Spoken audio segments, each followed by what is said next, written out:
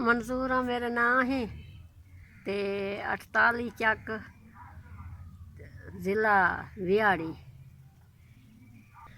ਮਿੱਟੀ ਪੁਸਾਈਨੇ ਤਰ੍ਹਾਂ ਤਰ੍ਹਾਂ ਦੇ ਮਿੱਟੀ ਦੇ ਲੱਗ ਪੈਂਦੇ ਨੇ।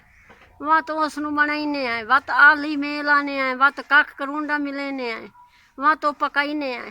ਕਾਹਲੇ पक्की निकल पाई, काहले कच्ची निकल पाई, काहले भज गई त्रुट गई। पाँ कोई आ गया तो गरीब बंदे हैं, या मेहनत है साड़ी बनाईने है। उस दी मिट्टी पुसाईने आ, त्रा त्रा चार चार दिहाड़े मिट्टी नूं लतड़ेने आ, बनाईने आ, ओनू अट्टे वाली कार रसाईने आ, वत बनाईने आ।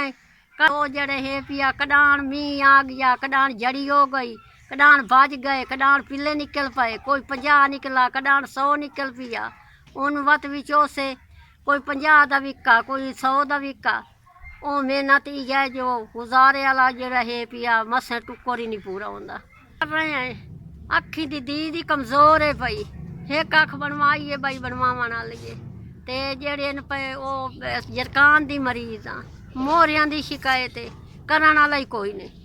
तैनू मैनू विंगार ते कोई दवाई लमनी होवे तो लाया मींदी है, कहले किसे नू कोई गिया कोई ना गिया। आप मेरी कोई नहीं खामद बुढ़ड़ा है पिया, वो मेरे नाल काम कराइंदा है, मिट्टी पुसवाइंदा है, भांडे बनवाइंदा है, वो काम करेंदा है, भांडे बनवाइंदा है। रल ए दो ए त्राए ए चार ए 5 20 इस मैनू 5000 मिल गया है।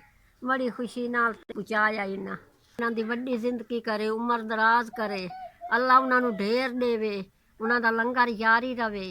जै भी मेरे को पहुँचाया है उन्होंने अल्लाह साईं वड्डी जिंदगी करे, अल्लाह उन्होंने लंगर उन्होंने जारी रखे ते अल्लाह उन्होंने सुख सिहत देवे, अल्लाह उन्होंने बच्चों को शफा देवे ते अल्लाह साईं जिंदगी वड्डी करने।